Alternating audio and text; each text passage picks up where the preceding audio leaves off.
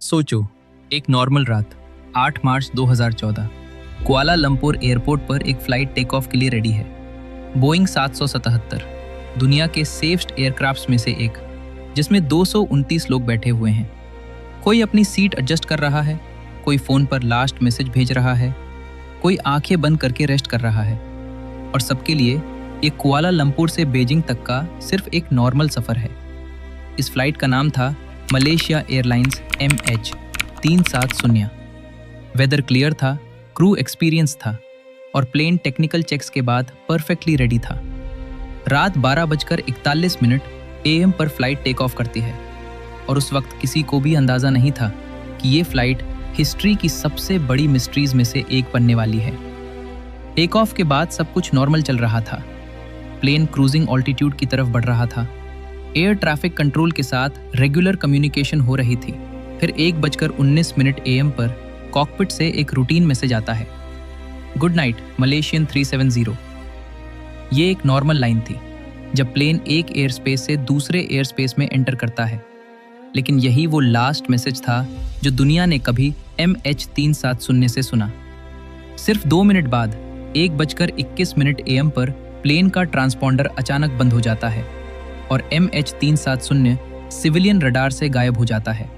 ना कोई emergency call, ना वार्निंग, ना डिस्ट्रेस सिग्नल। एक फुल्ली फंक्शनल एयरक्राफ्ट 239 लोगों के साथ अचानक डिसअपीयर हो जाता है। लेकिन कहानी यहीं खत्म नहीं होती, क्योंकि कुछ देर बाद मिलिट्री रडार एक शॉकिंग चीज डिटेक्ट करता है।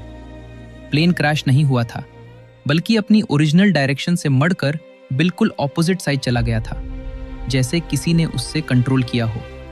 और अगले कई घंटों तक MH370 आसमान में उड़ता रहा, लेकिन दुनिया के लिए वो ऑलरेडी गायब हो चुका था।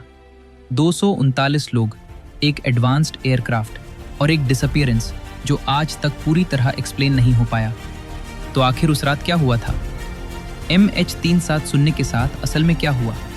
आइए स्टेप बाय स्टेप समझते हैं इस पूरी मिस्ट्री की सच्चाई।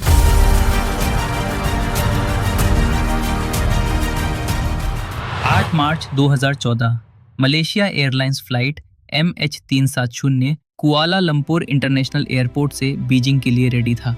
एयरक्राफ्ट था बोइंग 777-200ER, एक लॉन्ग रेंज जेट जो इजीली 7 से 8 घंटे का सफर कवर कर सकता है। और उसमें टोटल 239 लोग ऑन बोर्ड थे, 227 पैसेंजर्स और 12 क्रू मेंबर्स, जिनमें ज्यादातर चाइना से थे, कुछ मलेशिया से और बाकी अलग अलग कंट्रीज से। कॉकपिट में 2 एक्सपीरियंस्ड पायलट्स थे, कैप्टन जहारी अहमद शाह 53 साल के 18,000 प्लस फ्लाइंग आवर्स के एक्सपीरियंस के साथ, और फर्स्ट ऑफिसर फरीक हामिद 27 साल के, जो ट्रेनिंग फेज में होने के बावजूद क्वालिफाइड पायलट थे। सब कुछ बिल्कुल नॉर्मल था। फ्लाइट 12:41 AM मलेशिया टाइम पर टेक ऑफ करती है, स्मूथली स्काई में क्लाइम करती है और अपनी क्रूजिंग एल्टीट्यूड अराउंड 35,000 फीट की तरफ बढ़ने लगती है। एयर ट्रैफिक कंट्रोल के साथ कंटिन्यूस कांटेक्ट बना रहता है। 12:42 AM से 1:18 AM तक सब कुछ रूटीन था। प्लेन साउथ चाइना सी के ऊपर से बीजिंग की तरफ अपनी प्लान्ड रूट फॉलो कर रहा था। फिर 1:19 AM पर एक क्रिटिकल मोमेंट आता है, जब प्लेन मलेशिया के एयर स्पेस से निकलकर वियतनाम के एयर स्पेस में एंटर होने वाला होता है और फर्स्ट ऑफिसर एक स्टैंडर्ड हैंडओवर मैसेज देता है, गुड नाइट मलेशियन 370। ये एक बिल्कुल नॉर्मल कॉल थी, लेकिन इसके सिर्फ 2 मिनट बाद 1:21 AM पर प्लेन का ट्रांसपॉन्डर अचानक बंद हो जाता है। ये वो सिस्टम होता है जो एयरक्राफ्ट की आइडेंटिटी, एल्टीट्यूड और एग्जैक्ट लोकेशन रडार को बताता है। इसके बंद होते ही MH370 सिविलियन रडार से गायब हो जाता है। वियतनाम ATC कांटेक्ट करने की कोशिश करता है, लेकिन कोई रिस्पांस नहीं मिलता। मलेशिया ATC भी ट्राई करता है, पर वहां से भी साइलेंस ही मिलता है और सिचुएशन सीरियस हो जाती है। लेकिन असली शॉक तब आता है जब मिलिट्री रडार रिवील करता है कि प्लेन क्रैश नहीं हुआ था, बल्कि 1:22 AM के बाद उसने एक शार्प लेफ्ट टर्न लिया, अपनी ओरिजिनल रूट से हटकर वापस मलेशिया की तरफ मुड़ गया और वेस्ट डायरेक्शन में फ्लाई करने लगा। पेनांग आइलैंड के पास से गुजरते हुए अंडमान सी की तरफ बढ़ने लगा।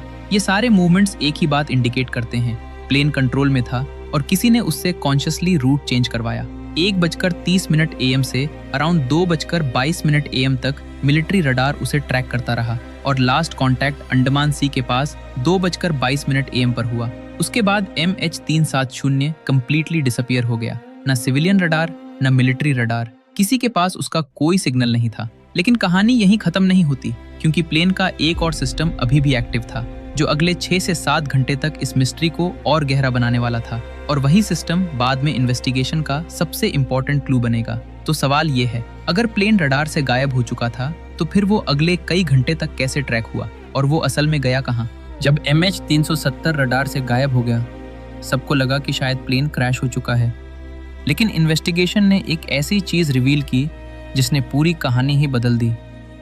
प्लेन कंप्लीटली इनविजिबल नहीं हुआ था।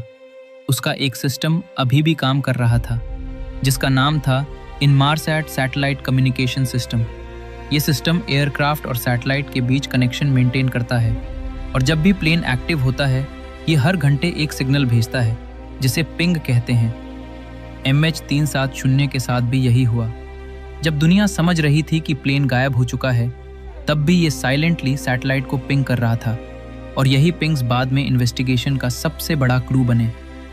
सबसे पहला शॉक ये था कि प्लेन लास्ट रडार कांटेक्ट के बाद भी लगभग 7 घंटे तक उड़ता रहा, और last satellite ping 8:19 AM Malaysia time पर रिकॉर्ड हुआ।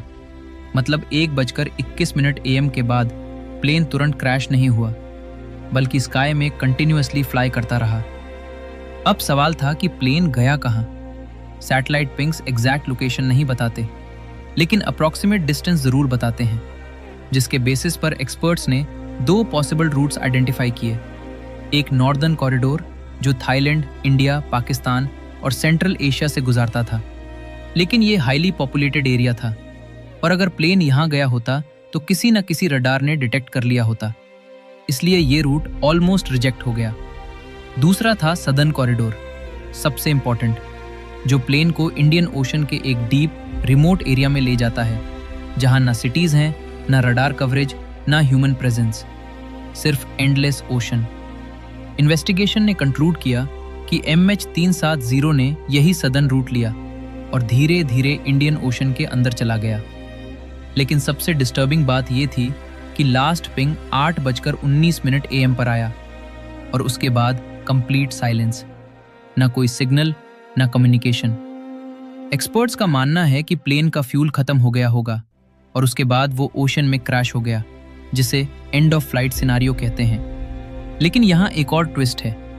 सैटेलाइट डेटा ने सजेस्ट किया कि लास्ट मोमेंट्स में प्लेन का मूवमेंट अनस्टेबल था, जैसे कंट्रोल लूज हो रहा हो, जिसका मतलब हो सकता है कि पायलट्स अनकॉन्शियस हो गए, ऑक्सीजन लेवल लो हो गया, या प्लेन ऑटो पायलट पर था। इस थ्योरी को घोस्ट फ्लाइट कहा जाता है, जहां एयरक्राफ्ट फ्लाई करता रहता है जब तक फ्यूल खत्म ना हो जाए, चाहे अंदर लोग जिंदा हो या नहीं।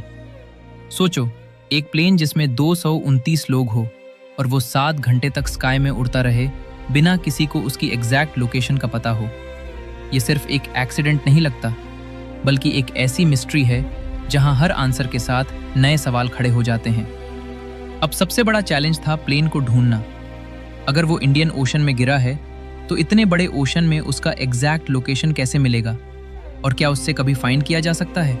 जब यह कंफर्म हो गया कि MH370 इंडियन ओशन की तरफ गया था, तो सबसे बड़ा सवाल था प्लेन कहाँ गिरा और क्या उसे कभी ढूंढा जा सकता है। इसके लिए शुरू हुआ हिस्ट्री का सबसे बड़ा एविएशन सर्च ऑपरेशन, जिसमें 26 countries, Australia, Malaysia, China, USA, India, सबने मिलकर काम किया, और सर्च एरिया 1,22,000 स्क्वायर किलोमीटर से भी ज्यादा था, जो ऑलमोस्ट एक पूरे कंट्री के साइज के बराबर था। शुरू में सर्च साउथ चाइना सी में स्टार्ट हुआ, लेकिन सैटेलाइट डेटा के बाद फोकस शिफ्ट हो गया साउथ इंडियन ओशन की तरफ, एक ऐसी जगह जहां रफ वेव्स, अनप्रेडिक्टेबल वेदर और एक्सट्रीम ओशन डेप्थ ने मिशन को और भी डिफिकल्ट बना दिया। एक्सपर्ट्स ने अंडर वाटर ड्रोन्स, सोनार सिस्टम्स और डीप सी स्कैनिंग जैसे एडवांस टूल्स यूज किए, लेकिन प्रॉब्लम ये थी कि ये एरिया 6000 मीटर तक डीप था, जहां न लाइट होती है न आसान टेरेन, जैसे अंधेरे में एक छोटी सी चीज ढूंढना। महीनों तक सर्च चलता रहा, फिर साल बीत गए, लेकिन न मैर एग्जैक्ट मिला, न ब्लैक बॉक्स, न क्लियर क्रैश साइट, और दुनिया धीरे धीरे होप लूज करने लगी। तब 2015 में एक अनएक्सपेक्टेड डिस्कवरी हुई। रीयूनियन आइलैंड के बीच पर एक विंग पार्ट फ्लैपरन मिला, जिसे एक्सपर्ट्स ने कंफर्म किया कि ये MH370 का ही हिस्सा है। ये पहली सॉलिड प्रूफ थी कि प्लेन इंडियन ओशन में क्रैश हुआ था। इसके बाद मोजाम्बिक, तांजानिया और मॉरिशस से भी छोटे डेब्री पीसेस मिले, लेकिन ये सिर्फ टुकड़े थे। प्लेन का मेन बॉडी, कॉकपिट और ब्लैक बॉक्स आज तक नहीं मिला। सोचो, एक बोइंग 777 जैसा मैसिव एयरक्राफ्ट और उसका मेन पार्ट कहीं भी ट्रेस ना हो। यही इस केस का सबसे फ्रस्ट्रेटिंग पार्ट है। 2017 में ऑफिशियल सर्च ऑपरेशन बंद कर दिया गया। रीजन था नो न्यू एविडेंस फाउंड, मतलब दुनिया का सबसे बड़ा सर्च मिशन फेल हो चुका था। आज तक MH370 का एग्जैक्ट क्रैश लोकेशन अननोन है और ब्लैक बॉक्स जो सब आंसर्स दे सकता था अभी भी समुंदर के कहीं अंदर है। इसी वजह से ये केस सिर्फ एक एक्सीडेंट नहीं बल्कि एक अनसॉल्व्ड मिस्ट्री बन गया है। लेकिन सबसे बड़ा सवाल अभी भी बाकी है, आखिर ये सब हुआ कैसे? क्या ये पायलट का डिसीजन था, कोई हाईजैकिंग थी या फिर टेक्निकल फेलियर? जब तक रेक्सवेज नहीं मिलता तब तक आंसर्स सिर्फ थ्योरीज ही रहेंगे और उन्हीं थ्योरीज में छुपा है इस मिस्ट्री का सबसे डार्क साइड। जब सर्च ऑपरेशन फेल हो गया और प्लेन का मेन रेक्वेज कभी नहीं मिला तो एक ही चीज बची, थ्योरीज। और MH370 के केस में जितने आंसर्स मिले उससे ज्यादा सवाल खड़े हो गए। सबसे ज्यादा डिस्कस होने वाली थ्योरी है पायलट सुइसाइड थ्योरी, जिसमें कैप्टन जहारी अहमद शाह पर फोकस किया गया। इन्वेस्टिगेशन के दौरान उनके घर से एक फ्लाइट सिमुलेटर मिला जिसमें एक रूट प्रैक्टिस किया गया था जो इंडियन ओशन के रिमोट एरिया की तरफ जाता था। ये कोइंसिडेंस था या प्लान?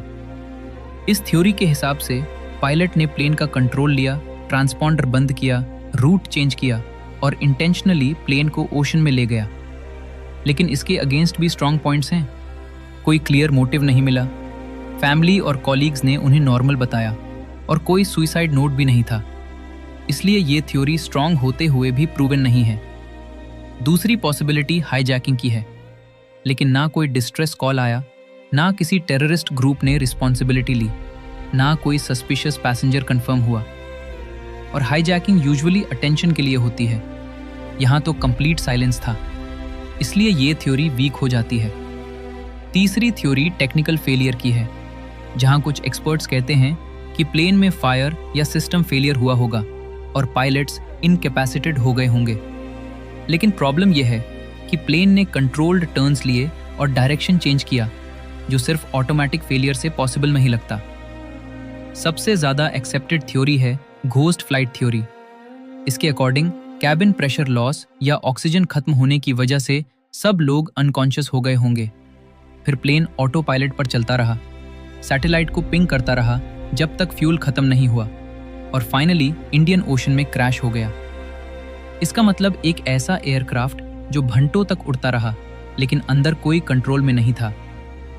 और सबसे डरावनी बात यह नहीं है कि प्लेन क्रैश हुआ, बल्कि यह है कि 229 लोगों के साथ एक प्लेन मॉडर्न टेक्नोलॉजी के ज़माने में ऐसे गायब हो गया जैसे वो कभी एग्जिस्ट ही नहीं करता था। आज भी MH370 का ब्लैक बॉक्स समुंदर के किसी कोने में पड़ा हो सकता है, जो सिर्फ एक सेकंड में पूरी सच्चाई सामने ला सकता है। लेकिन जब तक वो नहीं मिलता, ये मिस्ट्री बस एक मिस्ट्री ही रहेगी। एक प्लेन, 229 जिंदगियां और एक ऐसी कहानी जिसका एंड आज तक लिखा ही नहीं गया। तो आप क्या सोचते हो? क्या ये एक प्लान्ड एक्ट था या एक ट्रैजिक एक्सीडेंट? कमेंट में ज़रूर बताना। और अगर आपको ऐसे रियल लाइफ मिस्ट्रीज पसंद है तो लाइक और सब्सक्राइब करना मत भूलना।